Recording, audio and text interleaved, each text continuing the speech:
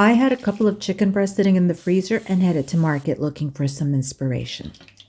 And the first thing I see are flavor bombs on the vine. Yeah, they're coming home with me. And this baby arugula is looking pretty good too. And look at these edible flowers. Oh, they're too pretty to leave behind. I didn't really have a plan, but once I spotted the burrata at the cheese counter, I knew exactly where this dinner was heading. The weather is getting warmer, and honestly, I'm just not in the mood for roasted potatoes, mashed potatoes, or gravy right now. I wanted something a little lighter, but I still wanted dinner to feel like dinner. And since I already had the chicken, I thought, you know what? These would make great cutlets. But not just any cutlets, Panko cutlets. I want a real crispy cutlet, but I don't want it greasy. And that's why I like using Japanese style panko.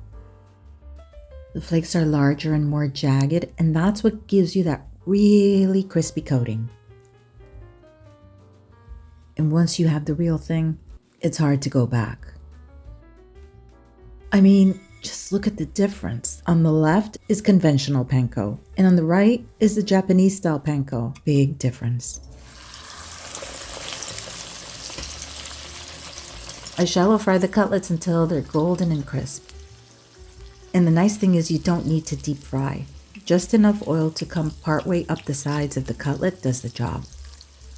I had a feeling these are going to be good. Just look at those crispy, jagged edges.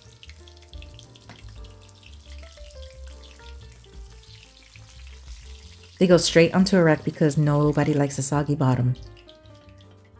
That's exactly where I want them. They'll carry over to 165 on their own and stay nice and juicy. And of course I want a little citrus, but raw lemon can be pretty sharp, so I think blistering them solves that problem. And while I'm at it, the tomatoes get sweeter too. It's a simple step, but it changes everything. Remember that arugula? I just needed something sweet and I think I solved it. I'm dressing it simply with olive oil and white balsamic. It has just enough sweetness to balance that peppery bite, and unlike regular balsamic, it won't turn the bright colors muddy.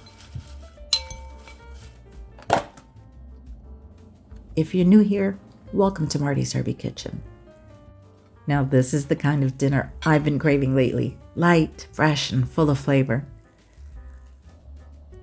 I had a feeling those blistered lemons were going to work, and now my mouth is watering just looking at them. And honestly, I'm not missing the potatoes one bit.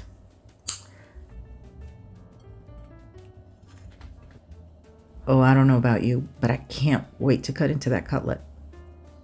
You know, none of these little extras are really necessary. The flowers, the burrata, even the blistered tomatoes. But together they make dinner feel just a little more special. For me, that's what simple luxury is all about. It's not about buying the most expensive ingredients, and it's not about impressing anyone. It's about taking a few everyday ingredients and making dinner feel like more than just dinner.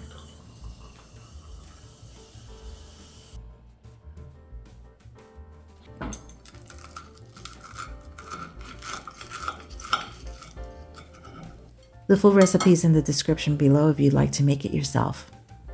Thanks for joining me this evening. I'll see you at the next table.